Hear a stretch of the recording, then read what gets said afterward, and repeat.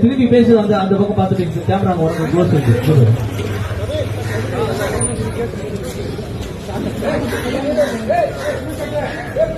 Hi friends, இது நமக்கு இப்போ லேட்டஸ்ட்டாக கிடைச்சிருக்க ஒரு பிடிஎஸ். அதாவது மகாநதி சீரியலோட ஷூட்டிங் ஸ்பாட் அப்டேட் தான் இது. இது வந்து ஆக்சுவலாக முடிஞ்சிருச்சு. இது எந்த சீனுன்றது உங்களால் ஐடென்டிஃபை பண்ண முடியுதான்னு பாருங்கள்.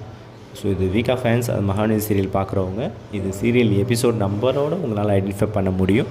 இருந்தாலும் அது தெரியாதவங்களுக்கு நான் உங்களுக்கு அது என்ன சீன்ஸ் எப்போ வந்ததுன்றதை உங்களுக்கு அப்டேட் கொடுத்துறேன். ஓகேங்களா? இது நம்ம இப்போ பார்த்துட்ருக்குது நம்மளுடைய விஜயோட தாத்தா பாட்டி அண்ட் தென் மாமா மாமி இருக்கிறாங்க இல்லையா? ஸோ இந்த சீன் தான். ஸோ இது வந்து ஸ்ட்ரீட்டில் எடுக்கக்கூடிய ஒரு சீனு.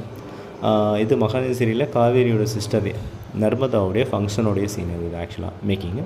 ஸோ இது என்னென்னு பார்த்தீங்கன்னா சீர்வரிசை எடுத்துகிட்டு வந்துட்டு ஆஃப்டர் தட் விஜய் தாத்தா பாட்டி கான்வர்சேஷன். ஏன்டா விஜய் இப்படி பண்ணுற, புரிஞ்சிக்க மாட்டியா, எதனால் இப்படி பண்ணிகிட்ருக்குற அப்படின்னு. பட் விஜய்க்கு வந்து இந்த ஃபங்க்ஷன் வந்து மாமி மூலியமாக தான் தெரியும். அவங்க வீட்டில் யாருமே வந்து விஜய்க்கு வந்து கன்வே பண்ணலை.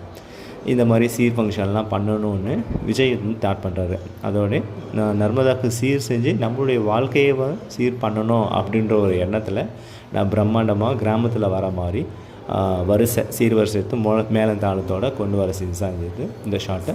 ஸோ இது எக்ஸாக்ட்லி எந்த ஷார்ட்னு பார்த்தீங்கன்னா, அவர் சீர் எடுத்துகிட்டு வந்த பிறகு நம்ம மாமி வந்து என்ன விஜய் சீர் கொண்டு வராருன்னு வந்து மாமி வந்து மாமா கிட்டே கேட்டுட்ருக்க சீன்ஸாக இது. ஸோ அப்போ வந்து ரெண்டு பேருமே கன்ஃபியூஸ் மோட்டில் தான் இருப்பாங்க.